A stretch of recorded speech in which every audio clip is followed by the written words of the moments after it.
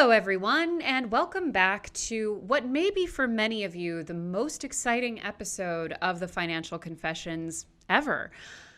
For the past 2 years, I think we've done the show for almost 2 years now. That's right, ish, close enough. We've done it for close to 2 years now, and since the inception of the show, without fail, in the comments of every video and podcast, we are nothing short of inundated with requests to feature Simply Nailogical. And I'll be perfectly honest, I am a bit of a connoisseur of a lot of different subgenres of YouTube, but beauty and makeup and nail stuff has just never been particularly my area of interest, so I was not familiar. And moreover, I was like, what in the hell? Like, what am I going to have someone on? Like, how are you going to fill an hour and change of just being like, are nails expensive to do? Well, it depends. Like, do you know what I'm saying? Like, I was like, what the hell conversation are you guys wanting me to have?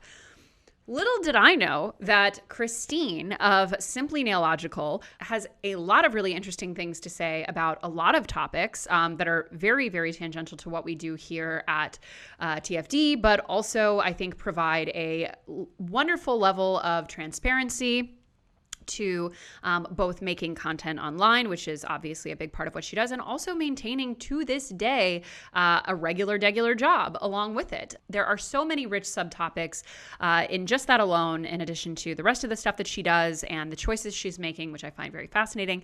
And you guys had many questions to ask her when I threw it out to you guys, so we will be making sure to dedicate a lot of time and space to those questions. But first, I'll talk to her just a little bit myself. And without further ado, we have, as requested, Cristine Rottenberg of Simply Nailogical. Hello. Hello, Chelsea. Nice to see you. It is very nice to see you. And my goodness, have you been heavily requested? Why do you think it is that our audience, do you have any guess as to why our audience is like so into you being on the show? I've seen the requests on my end as well, and I apologize for not responding to maybe previous requests for an interview.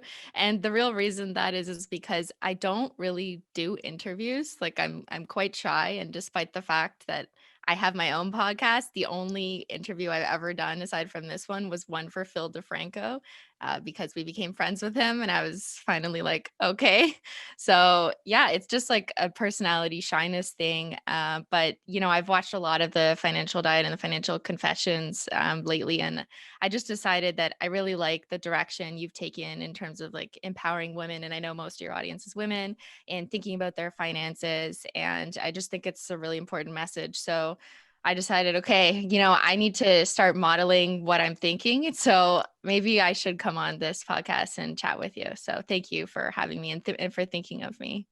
Well, thank you for being here, and in your honor, did a fresh coat this morning. I've got, my nails ready to go for this conversation. I'm not showing up here with chips or any of that nonsense. So my first question, or to kind of just like introduce the audience to you and what you do and how you do it, can you give a little bit of an overview of both your work on and off YouTube and how those two things have kind of, woven together throughout the years? So I run the YouTube channel Simply Nailogical. It's about 6 years old now, but I started as a nail artist on Instagram, and then it kind of evolved into making YouTube videos about nail art, and then just entertaining kind of comedy videos almost. And in addition to that, in the last year and a half, I've launched my own nail polish brand. It's called Hollow Taco. And I also run a podcast, Simply Podlogical, with my partner, Ben. And outside of YouTube, which precedes my YouTube career, I work as a crime statistics analyst for the Canadian government. And you still do that? Yes. Are your coworkers like, how do they feel about this? People ask me that question all the time. And I think there's a whole world of people out there who don't really watch YouTube. So I have a lot of coworkers, like especially the older ones whose kids maybe are familiar with YouTube or who like follow YouTubers, but there's a lot of people I work with who just don't really know it to be such a major part of young people's lives. And that's not like, a bad thing. It's just everyone has different hobbies or interests. Like my parents also don't really watch YouTube. So yeah, it's not that big of a deal, which I kind of like. And that's one of the reasons why I've kept my day job, is that a big part of me wants to remain as like I crave that regular life, and the swap between going back and forth to the creative outputs that I can do on YouTube and just kind of having fun, versus going into the office. Well, back in the days when we had a physical office before COVID, but I really do enjoy kind of that mind swap of the creativity and then going back to like a normal person job, if you want to call it that. That is so aspirational. Also, my parents don't watch YouTube, and bless them for that. They Um, don't watch you? I mean, occasionally every now and then, but like definitely not with any regularity. And that's appealing to me. Like, I don't really want them to, because I just think that they're, and I wouldn't want my friends to really either for the most part. Like, I just think it's more healthy to have a really big separation between, the public persona that you have and the actual person that you are in real life. And most of my friends, my closest friends, are not people who are whatsoever involved in creative or internet-based pursuits, and I think that's really healthy. Also, my parents-in-law do not speak English, which, talk about a blessing. I mean, wow, I can say anything I want, and they'll never know. So, in terms of the changes that you undoubtedly experienced in your life, as a result of finding a lot of success on YouTube, while still having that normal job. Obviously, one of them has got to be financial, right? Like, you must be making quite a lot of money from both YouTube and the auxiliary pursuits that you have, based on that, initial YouTube notoriety. And I know that you and your partner have spoken about wanting more transparency around, what these YouTubers are making, the kind of life it's giving them, because a lot of them probably allow their audience to think that they're just like them in a lot of ways, or maybe, don't, or are broke even. And that's often not the case. So talk to me a little bit about, what transparency around, the financial aspect of what you do kind of means to you, and how having that huge extra influx of income has affected your relationship to your primary job. I think it's definitely a struggle that I imagine a lot of creators face, especially the ones who start out as, very relatable, in the sense like maybe they're in university and they're sharing their studies. Maybe they just got their first job and they're kind of, sharing that experience. And then maybe there comes a day when they're making 10 times more in YouTube revenue than their job. And it's a really difficult struggle for them, maybe if they didn't set out to become a famous rich YouTuber, which not all YouTubers sought out to do, right? There are some people whose goal is that. And then there's other people who truly just sought out sharing their creative content on YouTube. And that's why I started on YouTube. I didn't even know I could monetize my videos until like 5 months in 2015. And then I realized, oh, you can make money off this. So then I turned it on and realized. But for me personally, I'm not a consumer of, I guess, what you call like flex culture type videos. It's not something that I enjoy as a viewer. And as a result, it's not something that I wanted to make, in terms of my content. So my content has never really been about like, look how much money I can spend. Now, there are times occasionally where I've spent money for, like a bit of a joke almost. Like one time I bought a car to paint with nail polish. It was $1,000 to buy the car. It was a used car. And that was a business expense. But I think that's a very different thing than, the struggle of deciding where the line is in terms of being relatable to your audience. And I think what is most important for me is to have some moments of reflection, and I try where I can to be transparent about, being realistic with where I am in my life, and also not trying to downplay the fact that I have made a lot of money off YouTube. And what bothers me a lot sometimes is when YouTubers realize that audiences don't like it, that they've gotten rich, and then they try and downplay that they're rich, and they'll say things like, I'm too poor to afford this. And uh, when it's not true. And I find that to be really dishonest and misleading. And I don't do that, but there is a balance to be found between, like flexing on people and making them feel bad because maybe they don't have as much money as you, but then also not underplaying your success and being deceitful to your audience. I totally agree. And I think a lot of the sort of healthy medium is really, it really just comes down to living below your means and not living that sort of flex lifestyle just because you can. Because I think what is ultimately relatable or not relatable to people, I think number one, transparency is and just honesty is a huge part of that. But I think also a lot of it is like just comes down to how you move through the world and what your day-to-day experience is. And so in your case, for example, like you go to a job, like you go to a 9 to 5, like the vast majority of your viewers probably do, or some type of regular job. And even though you do have that money, that's still a massive like axis of your day-to-day experience that you can relate to them on. And, I similarly have elements of my life like that. When in normal times, I also go to a regular office job with TFD. It happens to be the company that I also produce for creatively, but it's still like a good amount of my day is spent doing like administrative things and, tedious stuff that I don't like doing. And like I live in New York City, so I don't have a washer and dryer in my apartment. So like there's probably a lot of you guys who could honestly flex on me on that level with having a washer dryer in your apartment, because that's a luxury I may never know living in Manhattan. But I do think that what it ultimately comes down to is being honest. And I think the dangerous thing is when a lot of YouTubers kind of become dishonest. It's tough because you see all these news media reports about how many millions of dollars YouTubers make, right? Like every year there's some Forbes list about how much, the top YouTubers make. And then when I Google myself, if you just Google Simply Nailogical net worth, some articles say I have 1 million, some articles say I have 10 million. Like who knows where they actually get these numbers from, but they're basically just for clickbait headlines. But I think as a result of that, it almost makes me feel like sometimes people want to define big YouTubers by the fact that they have money.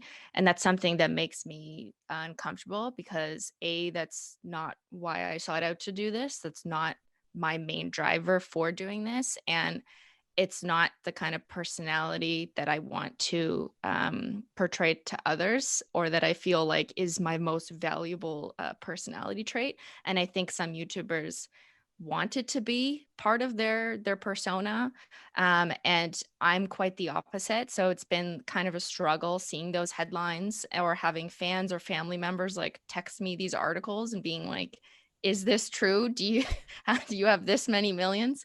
Yeah, I guess I've just never really been that comfortable with the idea of people perceiving me in that way. I don't want to be defined by what Google says my net worth is, I guess. We're going to do some boots on the ground journalism here, guys. I've never Googled Chelsea Fagan net worth, and I'm really curious if there is a number, and I'll tell you guys if it's right or wrong. You should. It's fun. Okay. Ooh, it comes up. I'm prompted. Chelsea Fagan net worth. Fagan has an estimated net worth of around $500,000. Where do they get that number? Literally no idea. I mean, I could really, I'm sure, deep dive into that website and see where they're pulling their data. But interestingly, and this is something that I think everyone should contextualize about those net worth numbers, is that it's both wildly overinflated and underinflated, because like I certainly don't have anywhere near that amount of money just like sitting around in a bank account. And my salary, I'm very open. My salary today is $90,000. Might go up this year, but whatever. Like that's, the money I'm working with for myself. And obviously my partner makes money too, but he doesn't even live in the country right now. So our assets are not really that combined. But all of that is to say, for me, like that money, I certainly don't have anything close to that liquid. And I own 60% of the Financial Diet, which on paper is probably worth around $5.5 million. But that is utterly theoretical, right? Like that's just going off of a few different, like just back of the napkin math that you could do, because we do well over $1 million in business every year. But totally theoretical, like that assumes someone's buying TFD, which is not happening anytime soon. But also B, like is directly like when you own a business, until that money is actually like turned into cash, like we basically end the year at zero every year intentionally, because we reinvest the money back into the company. We, choose to pay, our employees and contractors a certain amount. Like, we make a lot of choices that basically whittle that number down to essentially zero every year. Also, that's good for, taxes, because we'd rather put the money back in the business. But all of that is to say, like, that money is both highly inflated and highly underinflated, because, like, theoretically, if you were to go off the value of TFD as a business and I own 60% of that, like, that's millions of dollars right there. But I can't, like, buy a candy bar at the store with that money. It's completely theoretical. So I do feel like those numbers they're misleading in both directions, essentially. Yeah, for sure. And I imagine when, journalists are writing these, they're thinking about the value of the business of that person's brand too, not just maybe what that person decides to pay themselves personally. Because I'll do the same. I won't pay myself very much personally. So my personal income tax is nowhere near what the internet says. But that's just, a business strategy, like you said. So I'm also incorporated and did that back in 2015. I was overly proactive in that, I think, when I had no idea how much money Simply Nailogical Inc. was going to make. But I think that was a good decision in retrospect, was to get an accountant very early on, someone to figure out like HST and GST is what we have here in Canada, and how to get like a business number and what that means for business expenses, what types of things are business expenses, which is a very interesting question for someone who makes like YouTube content, when your content is kind of also a hobby. So that's an interesting one. I've paid many lawyers to help me figure out what kind of company structure makes most sense for me.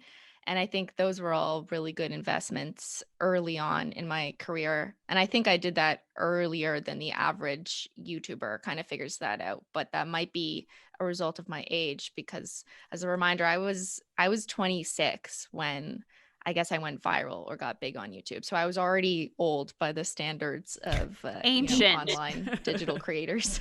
And also, it should be clarified, because I know that even just from me saying some numbers, I actually don't know how much we ended up doing last year in business, like probably 1.5 million or something like that. People are going to ride with that number. We have, like, as of today, 9 employees and are like about to add more. So, like, there's a big discrepancy between that amount of money coming in and, like, what actually makes it to my pocket. But I do think when we take it to a broader kind of a more societal level, because I think this is the case for a lot of YouTubers. Now, some YouTubers they're pretty much one-man shows. Like, I don't know do you have employees? Nope. Just me and Ben. I don't have a manager. I don't have employees. Yeah. I'm bad at handing over control. Listen, I mean, there's ups and downs to both, right? Like, my primary motivator is I don't like doing things. I would like to do fewer things. So it's good for me to, like, pay other people to do those things. But like a lot of YouTubers, influencers, creators, they're, like, essentially businesses of one, and they probably have a lot of contractors. Like, they have lawyers, agents, people like that, but they don't actually, like, they don't have a business that employs people. But then on the flip side, you have public figures who are like CEOs and, leaders of companies, startups, all that kind of stuff, who do have a lot of those employees.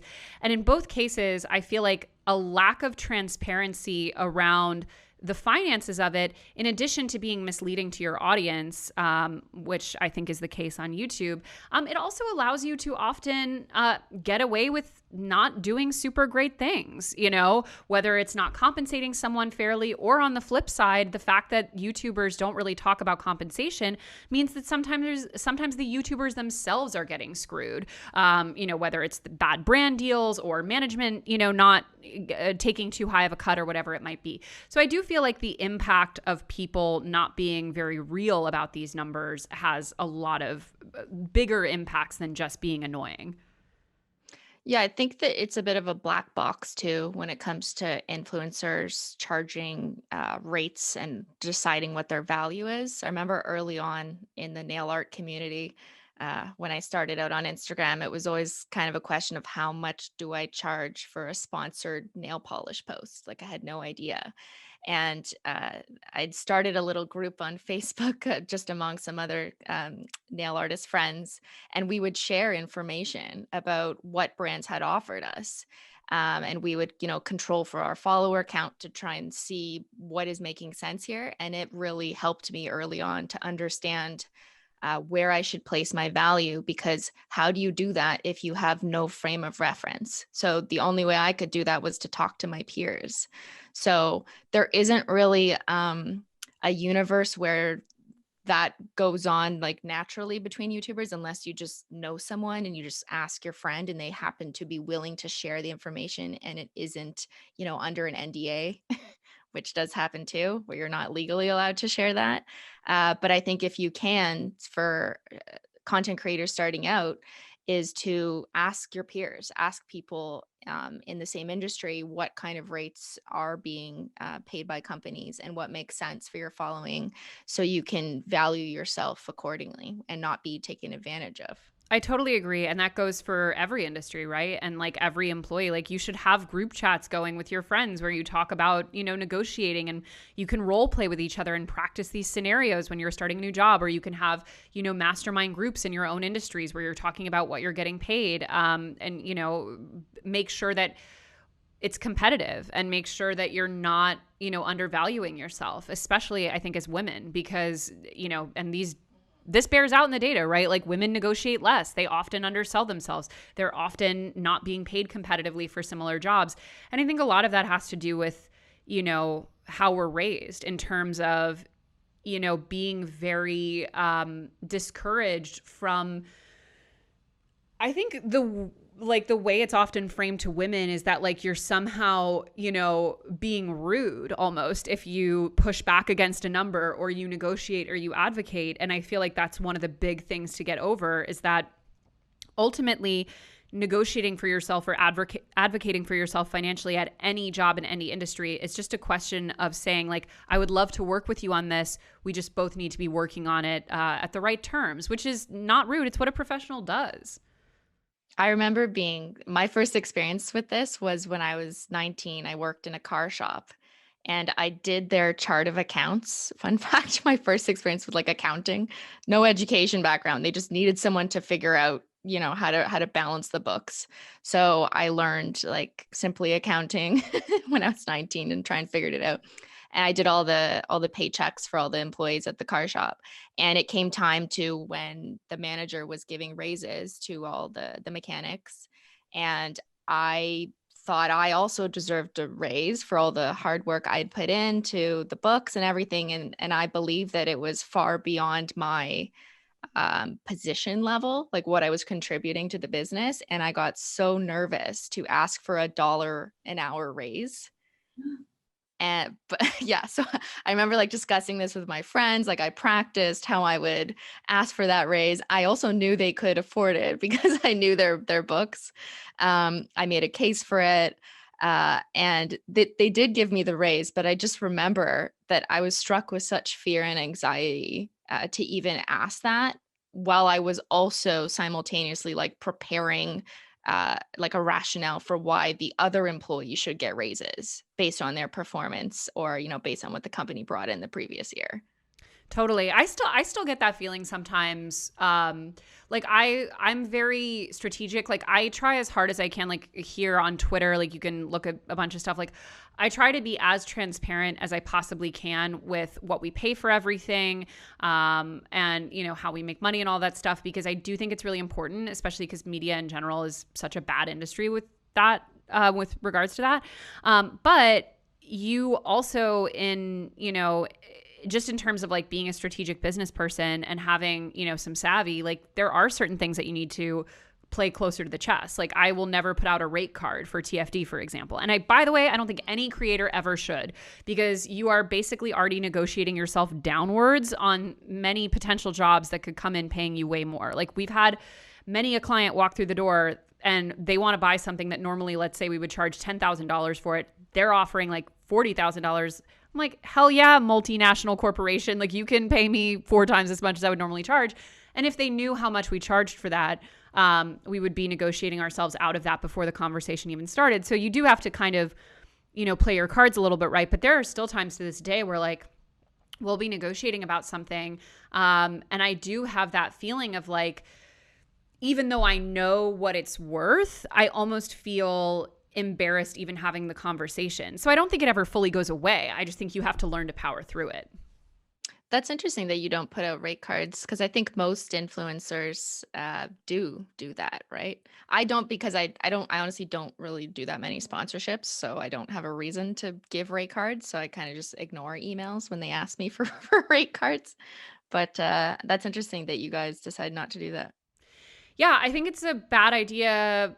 Yeah, it's a bad idea, I think. And I think that you can speak in terms of generalities. And I think what is very important for any creator is making it very easy to contact you, to put out what is called a media kit. So that's basically just like, for those, I'm sure you know, but for those who don't, like, it's just like usually a PowerPoint deck that's like a little bit about, your brand, your audience, like why you should want to work with you, essentially why one should want to work with you. Like a really easy contact form, like set up all the basics so that, people know what they're in for. And you could, I think at most, like maybe put a minimum on there, like, my minimum entry point for this or that is whatever it is, but everything is totally custom and subject to change.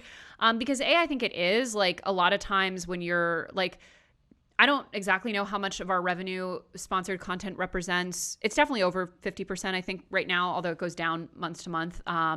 But it represents a lot of it, right? So like we do quite a lot of it, and that means we do all different types. And like often, like you'll get offers for things that are not necessarily on your rate card. So you don't want to box yourself into a corner in terms of the types of deals that you can do. Like, for example, we do a lot of events in partnership with certain brands, or, things that maybe would not have been on our rate card a year ago. So you don't want to like close yourself off from other opportunities. But I think you also just don't want to ever, as the saying goes, you never want to be negotiating against yourself. And if you start out with the number, it's a similar reason why when you're in a job interview, generally it's better for them to offer you the opening number. Like you don't want to be offering them the opening number because they might have been able to pay you more.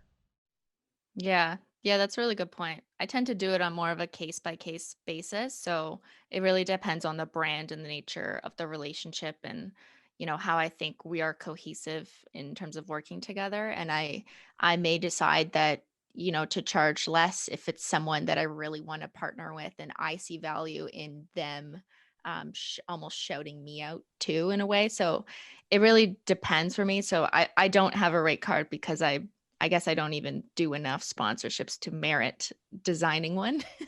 But if you do more, don't put a rate card out. Don't let them know. Let them open the kimono, as Bert Cooper once said on Mad Men. Yeah, no, that's a good argument. So talk to me a little bit about, I must get onto this subject as someone who is not, like, as I mentioned, I don't watch a ton of YouTube beauty videos, but Lord, have I enjoyed the drama that comes out of that community. Like, what is going on with you guys? What is in the water over there? Not me. I'm not in it. Tell me, like, give me your thoughts on the beauty YouTube community. Like, is it toxic? Like, why so much drama? Well, I've always thought of myself as a bit of an outsider of the beauty community in the sense that I don't fit in enough to be considered in it, but I'm also never going to be considered by drama channels to be included in the beauty community either. That being said, I've developed friendships with some people who are in the beauty community, and I've had generally positive experiences. And I don't know, man, what's going on. I think ultimately audiences, no, regardless of the community, are always going to find places to indulge in drama and to kind of guess what's going on behind the scenes and jump to conclusions, because part of that is just the entertainment value of what you can do in different communities. Like, I'm sure there's drama in gaming communities. I just don't know about it or watch it. Maybe there's drama in like Minecraft playing. I don't know. In ASMR, there's probably some drama going on there. Oh yeah, Who knows? is. Maybe they're whispering about it, but yeah, they are. Yes, there is, and yeah, they are. But go ahead. But yeah, I've never been one to want to be involved in it. If anything, I've parodied it, maybe. Yeah. In a lighthearted way. But at the same time, like, I understand why there are so many views on videos about beauty drama, because it's just like reality television in a sense. People want to know the drama surrounding someone's real life. And part of that is kind of sad that as humans, that's what we find of value in entertainment, is the real life, sometimes sad situations of other people's lives. And other times it maybe is the influencer or the reality stars making drama on purpose because they know that that's going to get them attention or views, because maybe they're coming out with a product or a service next. So whether it's a marketing tactic or it's just a sad reality of what humans like to consume, I think it's an interesting sociological question why we like this kind of stuff. Well, I think part of it is because obviously all those other communities do have drama, including the ASMR community, of which I consider myself an auxiliary member. Shout out to all of us. No, but I mean, there's drama everywhere. But I think the beauty community in particular gets more attention maybe because they are just such inherently glamorous figures in a lot of cases. Like they're I would say they're closer in their presentation and their behavior to actual celebrities, as opposed to like the gaming community where it's like, you know, it's like a bunch of dudes in t-shirts that are really hard to, like, it's hard to get into, it's hard to understand. But like most people at a glance, they can understand, you know, a makeup tutorial. They can understand why this person is aspirational. They can also understand like there's a similar, I think, just even in the visual presentation, but also the way that these influencers position themselves, it's much closer to like actual celebrity. Yeah. I guess I don't really identify as doing that myself, because if anything, I've tried to make my content move away from the beauty sphere. And I guess you would count nail tutorials in the beauty sphere. But since I started with nail art videos, I've morphed into just more silly, entertaining videos like my cats pick my nail polish, or mixing all my nail polish just for fun. So that's less about, yeah, like typical beauty content and more about like entertainment, me just sitting in my basement doing something kind of stupid for fun. And I consider that, like, that's the kind of content I want to watch. So that's why I've shifted more in that direction.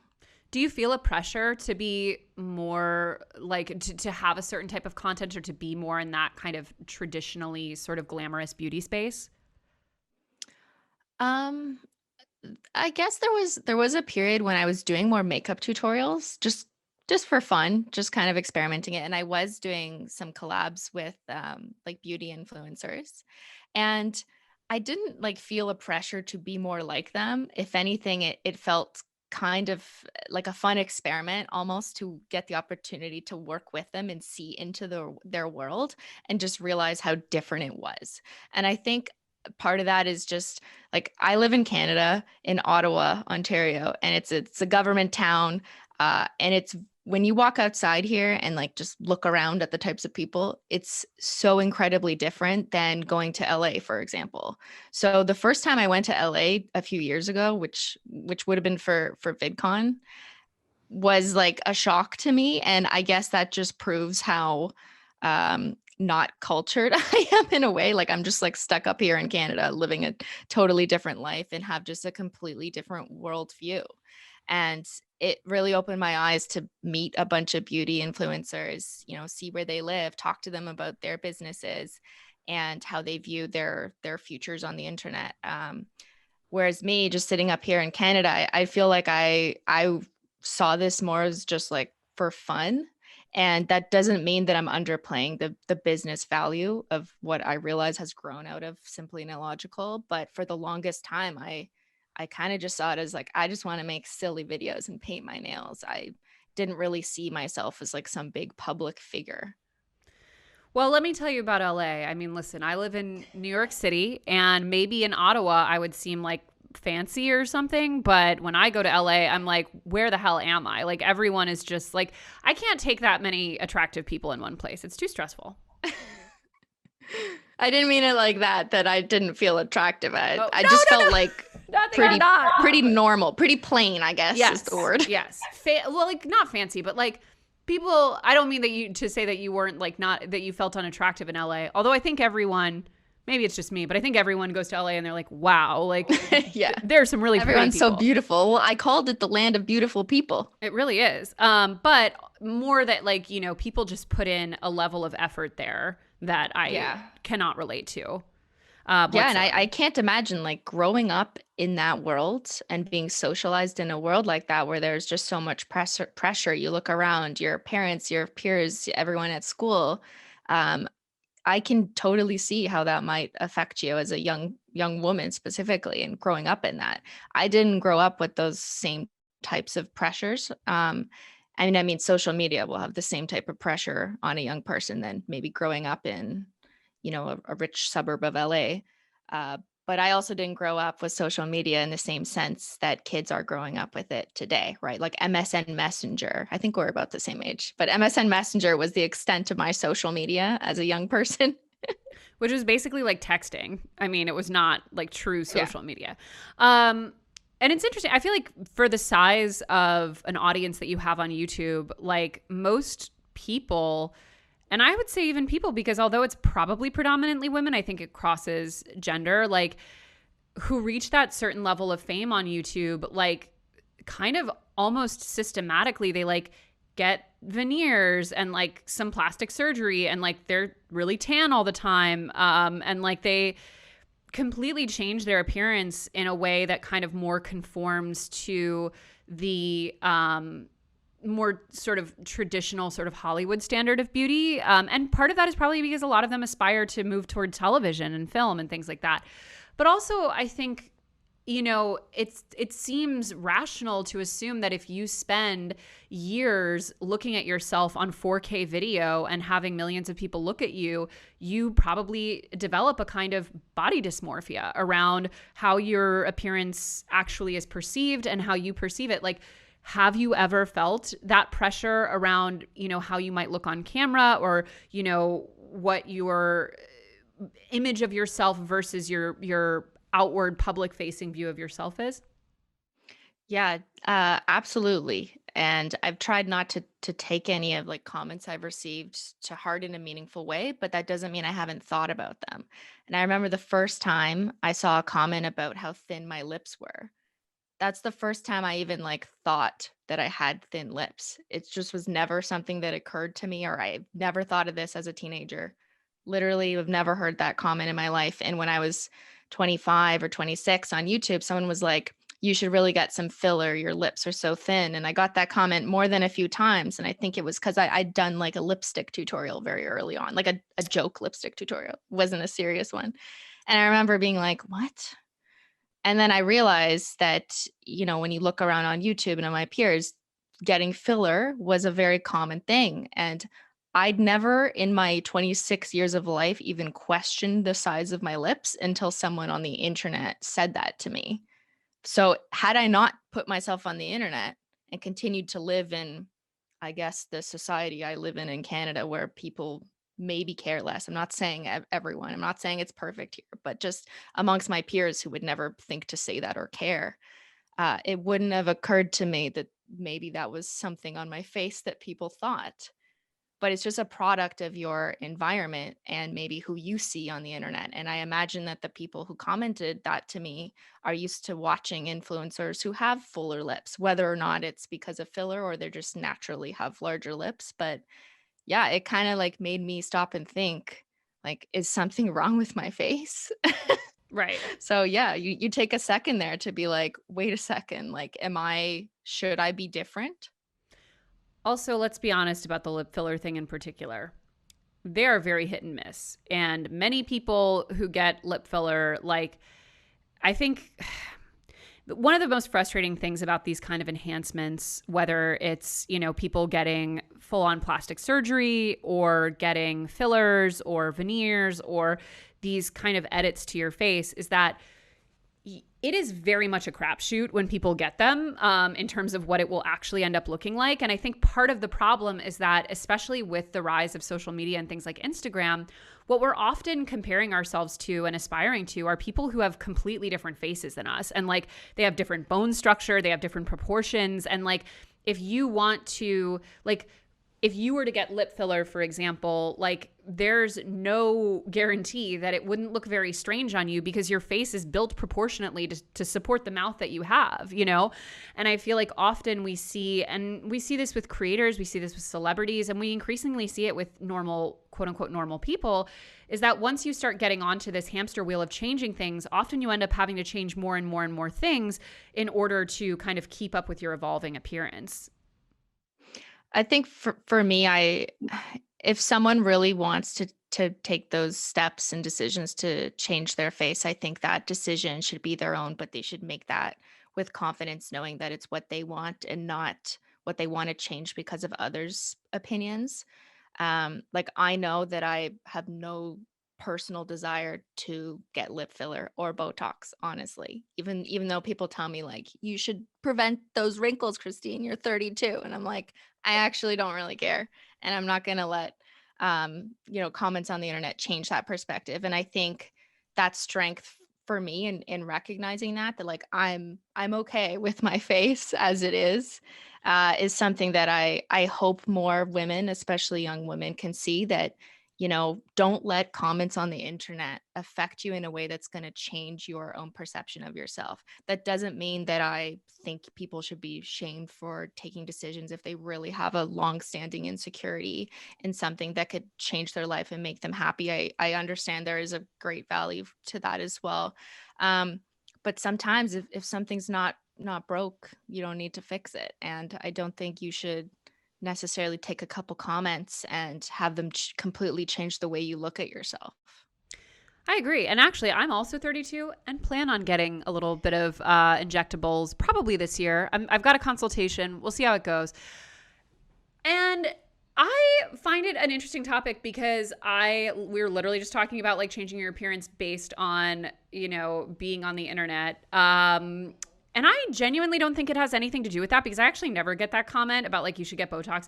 In general, I feel like because you're in the beauty space and have done a lot of videos that are makeup, like it more invites the comments on your physical appearance. I do get them sometimes on TFD, but generally much fewer, I think. And also they tend to be about more like general, like, oh, like lose weight or whatever, like, the whatever dumb man like stumbled on our channel. Like, why are you even here? But, and so I don't get comments like that. And I do feel like I feel like a weird, almost like reflexive defensiveness about my desire to like preventatively get a little tox. But I do think one of the things, like, God, I'm so sick of saying this, but I have to reiterate it. It's such a big life thing for me. Like, I only follow women, like, influencers over the age of 50 on social 50? media. Wow. 50. Because I just think that we are a toxically youth-obsessed culture, especially on social media. And I was following regular influencers on Instagram, and it was making me feel terribly about myself and also ugly. So I was like, no more of this. And there's so many reasons why I love following only older women influencers. I think the biggest is just that you really get this really nice portrait of like women of an age that is usually very forgotten in our culture. Like they're out there doing really cool stuff and living great lives and they look great. But a lot of them, like they look amazing, but they also look their age. Like they don't look like they're trying to be younger. And many of them are very transparent about the fact that like, yeah, like I get some laser, like I've gotten a little resurfacing. I have a strict retinol regimen. Like I have Botox and all of that stuff. And like I had braces as a kid, didn't wear my retainer, so they're messed up again, but I had really bad teeth and I got braces. And to me, getting braces is not really much different from any of these other procedures. Like it is in most cases aesthetic. And so I think that like in following those women, I've been able to see a version of like, you can do these things because they make you feel like the best version of yourself without necessarily either wanting to fundamentally change yourself or wanting to conform to someone else's beauty standard. Mm-hmm. And doing it because you want to, Right. And not because like the industry said this is what you have to do to succeed, I think is important. And just doing what feels right for you and what you feel comfortable with, and never doing it out of pressure because like your boyfriend said you'd look hotter if you did this to your face, or because a social media comment made you feel that way. And I think that's what it should come down to. Absolutely. Yeah. And I think everyone's going to have different versions of that. Like, and the truth is that everyone on some level does things aesthetically that they don't have to do, right? Like, it's completely optional and everyone has their own comfort level. But it does make me sad when I see, especially the really young influencers and YouTubers and things like that, who are like totally reconstructing themselves based on this very, very kind of narrow definition of beauty. And it sucks. I hope it stops. I just hope people want to maintain looking like themselves in a way, Yeah. and not necessarily striving for a look that is ideal because someone else has made that ideal. I totally agree. So as I promised, we have quite a lot of questions from our audience. They are very excited to have you here. They say hello. Thanks. So first question is, how do you manage your time? And this is between running a YouTube channel, which is also a business, and keeping a day job. I get this question a lot as if people think I have some secret time management skill. I don't have a secret to unlock here, but I guess something practical that I do and I've always done since university is I subset all of my tasks and everything I need to do into milestones as opposed to time. So, for example, I don't divide my day by like for 4 hours, I'm going to do this, and then for 4 hours, I'm going to do that. I find that that limits and restricts me completing things. Instead, I'll be like, I need to finish a cut of this video and get it down to 30 minutes. And when I reach that point, then I'm going to switch to swatching nail polish. And when I swatch 7 nail polishes, then I'm going to go write part of my paper. And when I finish the first 2 paragraphs, then I'm going to go to bed. So I subset the day into tasks, like smaller tasks that I know I want to complete. And I learned that skill in university because you're kind of forced to learn how to manage your time in university. And I think that's the biggest takeaway and value I got out of grad school, which was when you're writing a thesis, you have a supervisor, and mine was pretty hands off. And he was like, figure it out. And you spend a year writing this long ass essay, basically. And the only way I could do it without, completely forgetting about it and then doing it last minute, which is what a lot of people end up doing, was say, okay, today I'm going to write the intro, 4 pages, or the next day I'm going to do just like a literature review and I have to read these 2 journal articles. And if you subset a giant project into mini tasks and you can check them off, I find that for me works the best in the most efficient way to managing my time and getting as much as possible done. I really like that. Also, how exotic and chic to call it university instead of college in the Oh, so present. in Canada, it's there's university and college, but there is a distinction. So There yeah, is one here university is like too. academic studies, and college is usually more applied stuff. But I guess in the States, it's always college, right? Well, we have both too. We just always say college. Oh, okay. So one of Okay. the things, so I hear that you are, and this is something our audience has asked about as well, but I'd love to hear from you about it. So you're also, if it's okay to disclose, you talk about being on the Childfree train journey with your partner. Is that accurate? Yes, we do not plan on having children. I'd love to hear more from you about, that decision. What brought you there? Have you faced, difficulties with it, both either publicly or privately? Like, talk a little bit about that for us. Yeah, I've always gotten questions ever since, including Ben, my partner, in my content is like, why aren't you guys married? Or when are you guys having kids? And I always find it weird that people ask people, why aren't you married yet? Because you shouldn't need, like, you need a reason to get married as opposed to a reason not to marry. Because in my eyes, getting married is the like active decision. Not being married is the neutral decision.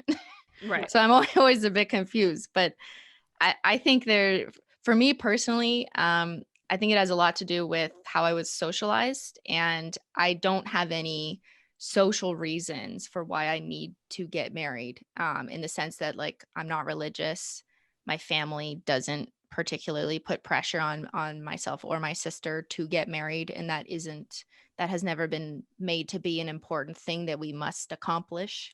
And I think I've always been a little bit of a contrarian. And I remember working for a lawyer when I was in university as like a part-time job. He asked me if I was going to university to get my MRS degree. And I looked at Uh-huh. him like kind of confused. I didn't know what he meant. I was just caught off guard. I was like, no, I'm getting my BA in criminology. And he's like, no, no, no, your MRS degree. And I realized later, like he was telling me, are you going to university to get married? Because I guess that's like an old school thing that 50-year-old men 10 years ago thought that women did, is they found someone to marry in university and that was part of their value. And that really stuck with me. And that is, let me just clarify, that is not the reason I'm choosing not to get married, but it is a big reason that played into my thought process in thinking about the social value of marriage and why there is this expectation on people to get married as a way to like be complete, especially for women. Like if you are not married, therefore you are not either committed or complete in everything you need to achieve. That's just not how I feel. And then the other reason why we're not married is because there's just no logistical reason why. So we're common law status in Canada, and there is no financial, immigration, or otherwise like healthcare benefit to being married. Like it doesn't make a difference in our particular situation. If it did make a difference, like if for an immigration reason or for healthcare and we needed to sign those papers, like I think I would, I would say, sure, let's just do it because it makes sense and it's practical. But it doesn't make a difference for us in our situation in our province. So we're just happy the way we are. We've been together for 8 years. We have a house together. We're common law partners. We have a cohabitation agreement, and Love. we don't have kids because honestly, I've never really wanted kids, and I'm happy with all the projects I have going in my life, and I'm happy to work on all of those projects with Ben. I for 1 second, I heard you wrong and I didn't know his name was Ben. And I thought you were like, I'm happy doing all those projects with the men. I'm like, men, Oh. plural. Tell me more. No, not all men, just Ben. It's like a bunch of men in your house. No, it's interesting. Like, I have been really leaning into a bit of a renaissance with myself the past several months of just like personal development stuff that I've been really into on top of work. Obviously, especially for guys who watch the channel, learning Spanish has been like a huge deep dive. Cool. My husband and my husband is a French immigrant, and he has been living in France for the past year for immigration issues. So I go back and forth there quite a lot. So kind of against my will, travel is like a pretty large part of my life, and like all these other things. And I was having a feeling yesterday, like having a thought, because my husband and I are also child free. For the timing, that's the path we're on. I hesitate to say, definitively, because I do think in life these things can evolve. But I definitely know biologically it's not for us. But either way, so I was having this thought yesterday because, we're, as of this morning in New York, anyone over 30 can get the vaccine, which is like kind of that final moment of, wow, like we're really about to get out of this situation and we're about to enter back into a more normal life pretty soon. And I realized like, hey, I'm going to come out of the pandemic, a lot better in certain ways. And I feel like I really made a lot out of it. And I thought about like, if I were to create content around it, what would I say? And the truth is that like just a massive, massive part of all the things that I've been doing that I love and are so important to me are just basically come down to not having kids, And I don't think that's to say that it's impossible to do all of those things if you have children. And I think that many people do, although I think it's a lot easier if you don't work and have children versus, caring about working full time very passionately and having children.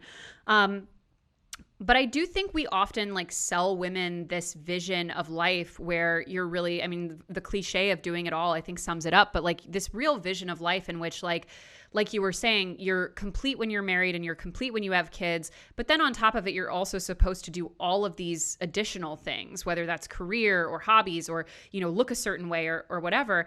And I do think it would be a lot healthier if as women, especially, we were able to say like, you can't do all of those things at once. It's just like not even like physiologically possible to do all these things at once. But also it is okay and valid to say like, I don't want this big life choice because I want all of these other big life choices. Yeah, and you should have that freedom to choose what you want to focus on too. And like I've gotten comments over the years that I think we're trying to get under my skin, like your time is ticking. You should have kids soon because I know you're 30 or whatever.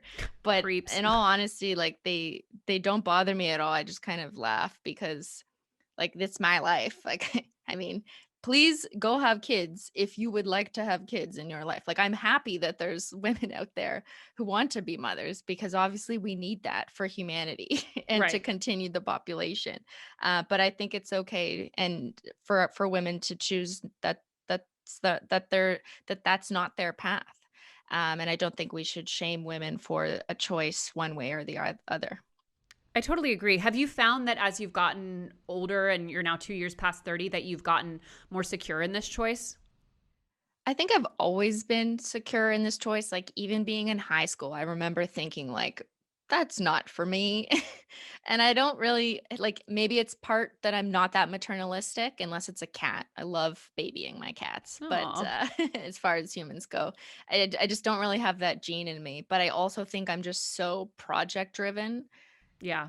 that I can't even imagine myself doing anything other than that. And yeah, like you I would never wanna see a child as a project either. Like, that's just not a how I would wanna see a child raising one. So, yeah, it's a complete different lifestyle, and it's just not the one that I want, that's all.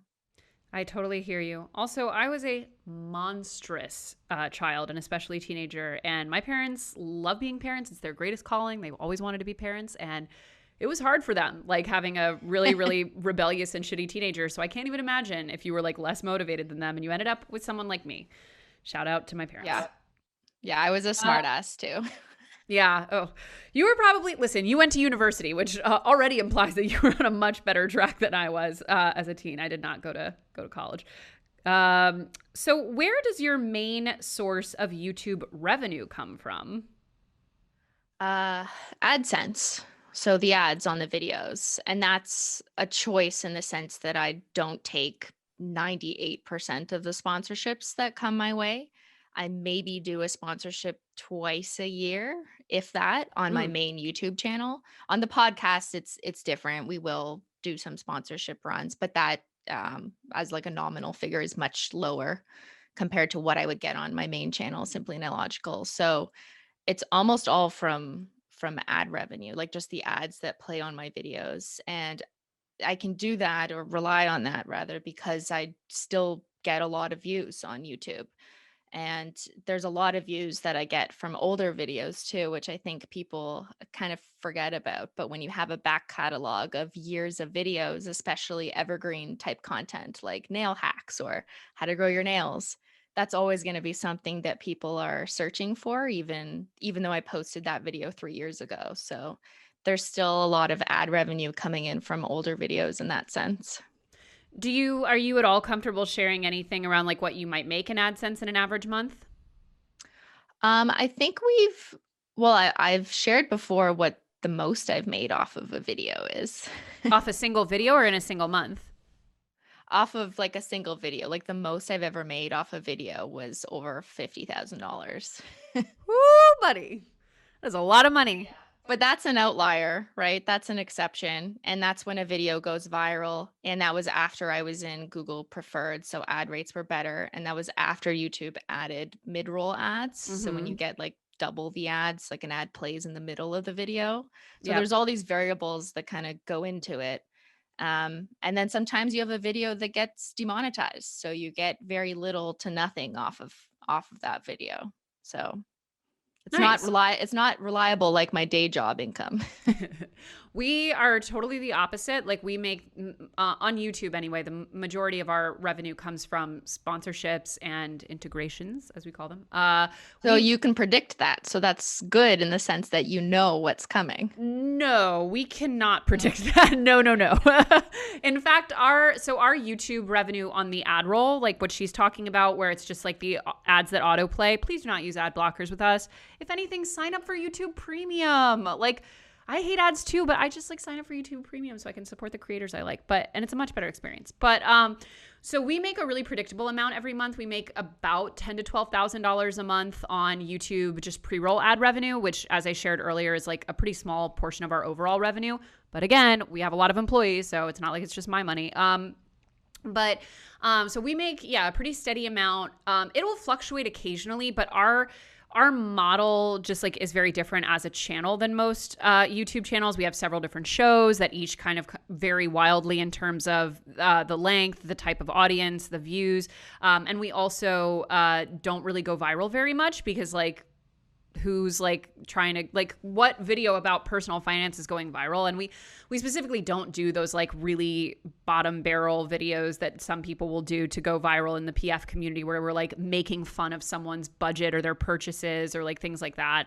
So whatever, so that's really reliable. But no, the sponsorship money is not predictable at all. Like it averages out over the year, but it usually breaks down that we end up with a few big advertising deals every year that are across all of our platforms, not just YouTube. But when those land is very unpredictable. Okay. Which is why, as a business, much like an individual, we have to have an emergency fund because we often have to pay people before we are paid. But that being said, clients, if you're watching, pay us promptly. How do you decide personally that it is the right? Well, I guess the answer to this is that you don't hire anyone. Am I correct? Someone was asking, how do you decide when it's the right time to hire someone rather than do it yourself in the company? I think I should be honest and say I admit I have trouble giving up control. And I think as a creative person, it's like in terms of my videos on Simply Nailogical, I've always had a vision of exactly what I wanted and how I wanted to do it. In terms of editing, like I've never hired an editor. I edit all of my videos. But I also like doing that work. That is the work I want to be doing. So if it's not something you want to be doing and you can reasonably outsource it without compromising the vision, then I absolutely see value in that.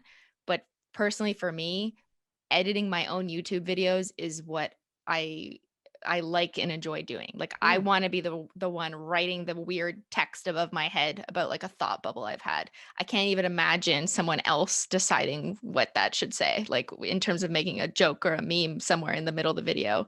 I know when I'm filming some dumb parody of a song, how I want to edit it as I'm filming it. And I can't imagine someone else editing it. So I think it just really depends on the person and the creative vision.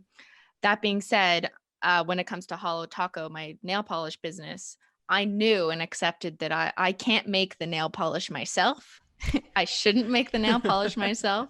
So we work with a manufacturing company in the States. It's in New Jersey, actually.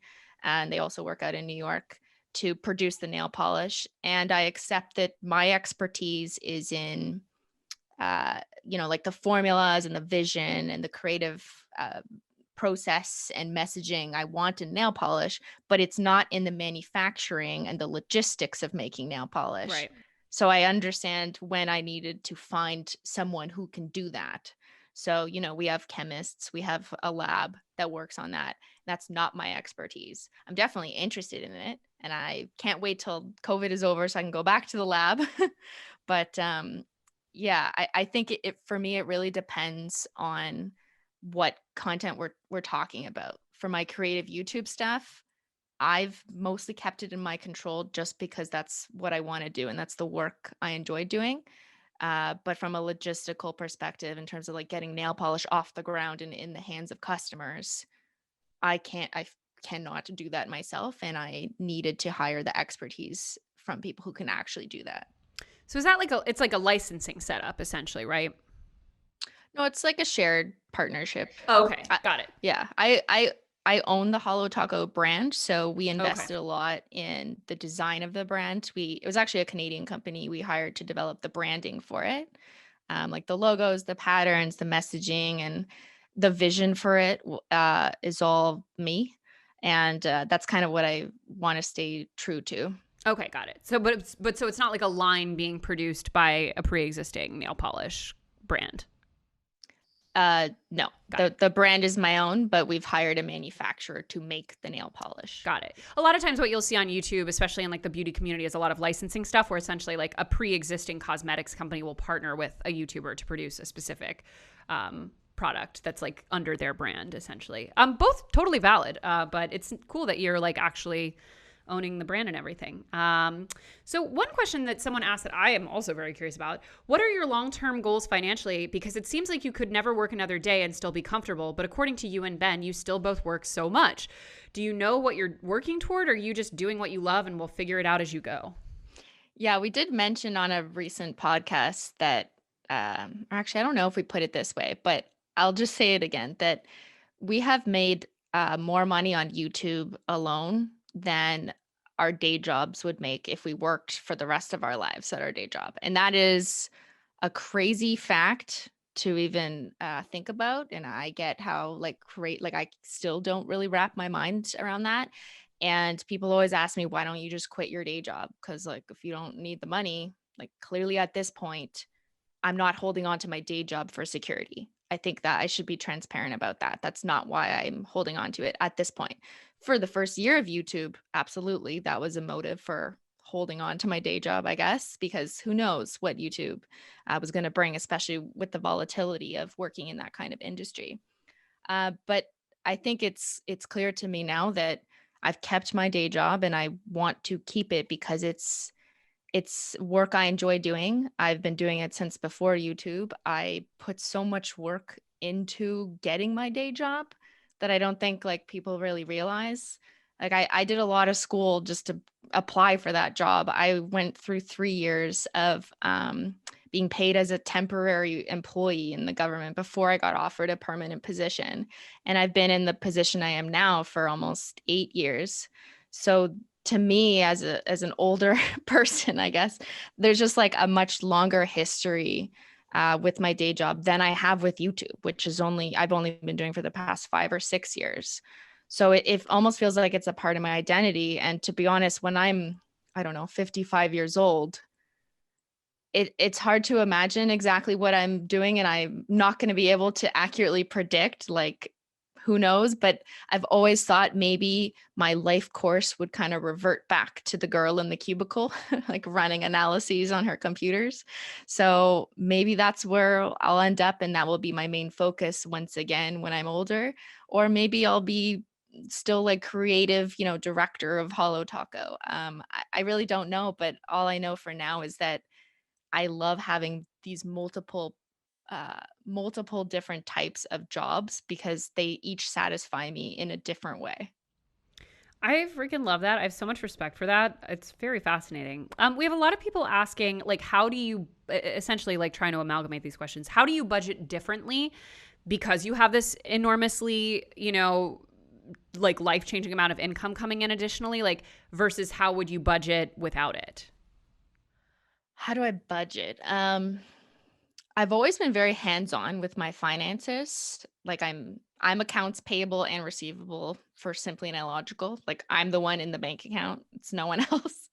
And I've always been very like spreadsheet oriented. Even in university, I'd keep like a tab of how much I was spending on textbooks, how much I spent on groceries, how much roommates owe me for, a fifth of this bill. And I've always kind of been Nice. like that. And I've definitely carried over those skills to YouTube finance land. That being said, when you acquire an amount of money that is no longer reasonable to keep tracking in a spreadsheet, I did hire a financial advisor who can really oversee investments because to be honest that's not my strong suit, and I've accepted that I'm not going to become an expert on investing at this stage of my life where there's too many other things going on in my brain. So I have like hired professionals who help me on that front when it comes to like managing the money that the company is investing. Man, I love that. Truly aspirational for the TFD community, already budgeting at a high level as a student. So we have reached that famous time in every episode of TFC. I'm going to hit you with our rapid fire questions. Feel free to pass on any of them. But these are just our zippy, whatever comes to mind questions. What is the big financial secret of your industry? And we'll say for this, your day job. My day job. I think the average person doesn't realize that all of our salaries are posted publicly on the internet because it's part of like a rule of government transparency. So people can just look up exactly how much you make right now? It's not by name, so you have to know like what group and level I'm at, but I think like that is just the complete opposite to how much influencers make, for example, right? Like the Totally. Canadian government has some, I don't know, like rule about transparency of public servants. So you should be able to look at how much someone in such a position makes per year. And it's just like the opposite of influencer world. Nice. That's actually true for many US jobs as well in the public sector. What do you invest in versus what are you cheap about? I invest in really good tech equipment, spend $10,000 on a really big hard drive, but it was worth it to store all my footage. And I'm cheap about anything to do with temporary grooming, like haircuts, getting my hair dyed, getting my nails done. I do all of that myself. Nice. Listen, if you have the skills to do so, happy, happy. I saw a lot of people doing those self things during quarantine. It could not be me. I would look like a crazy person. Yeah. What has been your best investment and why? Probably Hollow Taco. So we're only able to start Hollow Taco with a big upfront investment of like several $1,000s. And the only reason I could do that was because of the success of the Simply Nailogical YouTube videos. So really the only reason I have a nail polish brand is because people have just enjoyed my videos. So I think that was an incredibly good investment that wouldn't have happened if I didn't already have an audience. Love that. What has been your biggest money mistake and why? Uh, as an influencer, rendering services before being paid in full. So Mm. I definitely made that mistake early on of kind of trusting brands to make a payment on, an ad I was going to post on Instagram or a video. And I just maybe was too shy at the time to be like, no, you have to pay in full or 50% on this date. And then, the final amount on this date. And that definitely got me screwed over. So I learned from that. Well, we do not get paid before service is rendered on quite a lot of our jobs, but we do have lawyers and we will go But you have after you. agreements in place, right? Oh, So yeah, of there's always course. a way. I don't mean it Yeah, yeah, yeah. 100% has to be in full before you post it, but you need to have an agreement, right? And you need to know exactly how it's going to go down. And I think I didn't think in advance very early on about that, but I definitely learned my lesson. Nice. What is your biggest current money insecurity? I think that I'm insecure about the fact that just because I have money, and that's something you can just Google and decide, that people decide I'm out of touch simply because I have money. And I think I never want to be perceived as a person who can't relate or can't possibly empathize or be compassionate about the situation of others who aren't as fortunate as me. Not that I've been like accused of that in particular, but it's just something I reflect on a lot, especially with the pandemic and, the accusation of a lot of influencers being out of touch, which they absolutely are, it's many of them.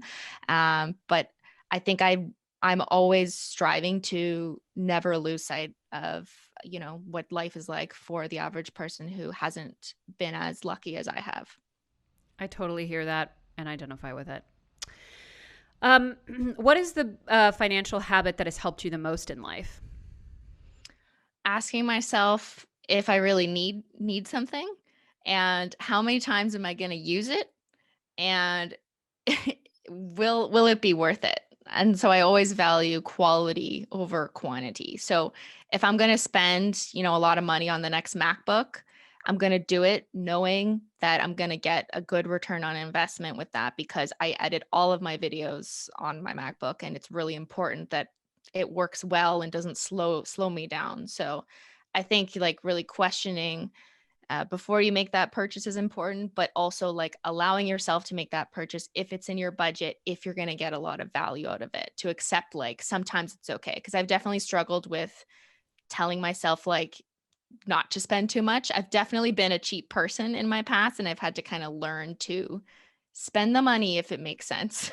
Totally. I laugh when you said MacBook because it's the one tool I use for work. Literally, I just use a MacBook for everything I do. And I go through them like I chain smoke my MacBooks, like, because Yeah. I just am so rough on them, because I get the really, really light ones and I take it absolutely everywhere. And every time I like have to trade it in, like the guy is like, did you like put this in a washing machine or something? Like, it's so, I'm really rough on my MacBooks, but it's literally my one work tool. So whatever.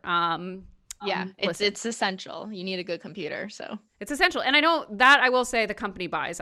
We all get tech credits. Like, we don't buy our own tech. So that, whatever. It fits into my budget. Let's put it that way. Last question is, when did you first feel successful, and what does that word mean to you? I felt successful when I felt like my hard work paid off, in a sense of like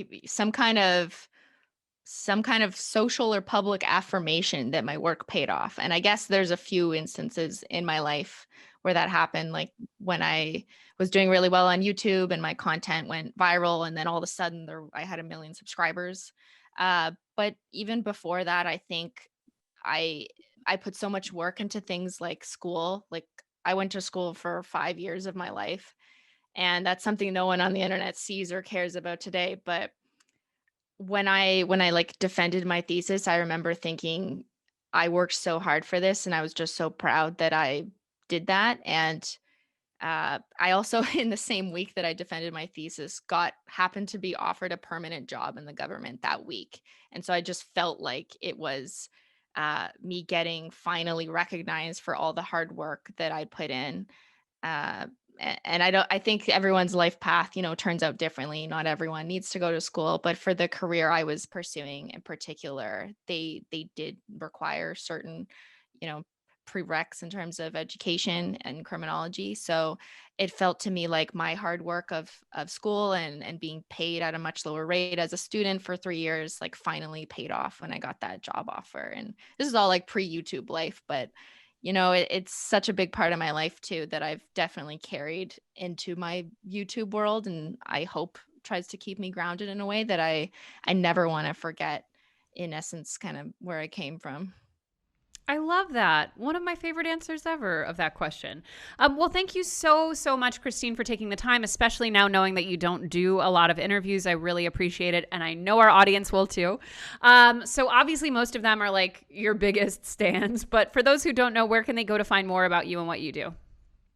So I post videos on Simply Nailogical on YouTube. I also have a podcast called Simply Podlogical on YouTube and wherever you can get podcasts.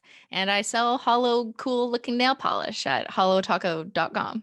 Love it. Well, thank you so much for taking the time. We've so loved having you here. And thank you guys all for tuning in. And we will see you back next Monday on the next episode of The Financial Confessions. See ya.